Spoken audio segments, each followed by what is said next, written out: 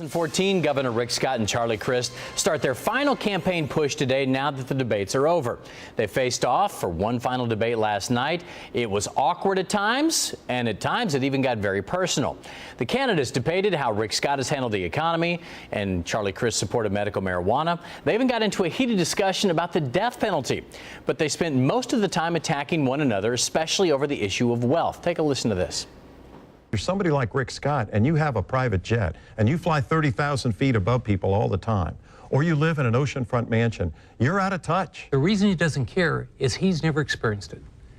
I watched a parent that lose the only family car. I watched the father struggle to buy Christmas presents. I went through all that as a child. Charlie never went through that. Charlie grew up with plenty of money. He's never had to worry about money. He's never had to worry about being laid off. By the way, a new Quinnipiac poll just released this morning reveals it's still a dead heat. Likely voters split between Scott and Crist at 42% each. Libertarian candidate Adrian Wiley, who's going to be on the show later on this morning, is getting 7% of the vote. Now, when it comes to the battle of the sexes, men and women cancel each other out. Scott leads Crist among men, and Crist leads Scott among women. Political analyst Frank Torres and Jason Henry join us now to talk more about it. I don't know about you guys, but this debate was awkward. It was uncomfortable. There were times when I even had to pause it last night and just regroup and go get a snack. Jason, we'll start with you. What did you think last night? You don't know me, John. That's one of the better lines last night. I had to steal Frank's line. It was an awkward debate, really uncomfortable. It just seems that these two guys just do not like each other. Frank, what did you think last night? It got really personal at times. You know, the "you don't know me" line, the assault on how each other was raised and their upbringing and their path to that got them to the governor's mansion. It just seemed more about individual attacks than the issues last night. As far as the issues go, as far as substance, nothing changed. Both candidates pretty much stuck to the exact same stances they've had for the last 9 months. I'm glad you said that. If people have kind of not been watching, this is the one debate nationally televised that they get to watch. I don't know that anybody learned anything about anybody. Jason, what do you think? Well, we learned that apparently Charlie grew up with plenty of money. Yeah. We learned that Rick Scott flies, 30,000 feet above the people that he governs.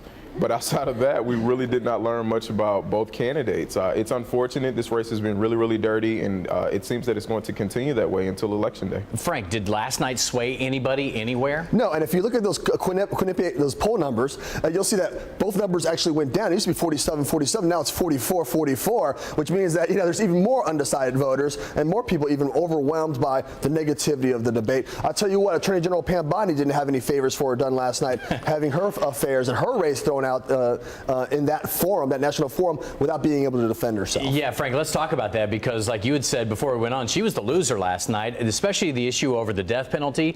Man, I'm a little surprised that they focused so much on somebody else as opposed to those two. Right, and she wasn't there to defend herself, and as soon as that debate was over, her opponent, George Sheldon, sent out an email blast just screaming the entire thing out to all of his supporters. So she took a real hit last night, and she wasn't even in the debate. So, I mean, it was just a really wild affair last night, and a lid on what's been a really, really unfortunate and nasty contest. Jason, there was a part of me that even felt sorry for the moderators last night, because they were asking questions and getting no answers.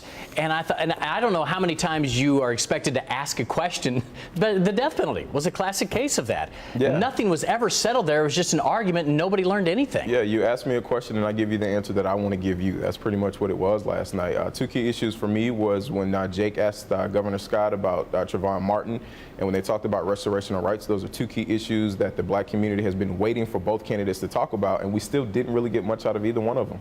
And it was also the Florida State discussion.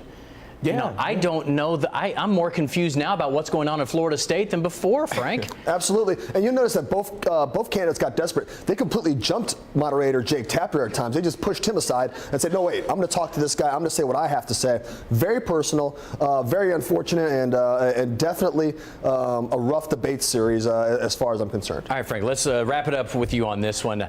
Who do you think won last night? The main word is poise. I think Charlie had more of it last night. But the question is, did he get enough? Is he going to motivate his voters to show up? We know Rick Scott's base will be there on Election Day. Will Charlie's be? That's a big question. Jason, was there a winner last night? George Sheldon was the winner after what happened with Pam Bondi. Pam Bondi's opponent. I think I can still hear that bus backing up over Pam Bondi. So, man, but you guys, we laugh about it, but I think you guys are summing up exactly what people who watch feel.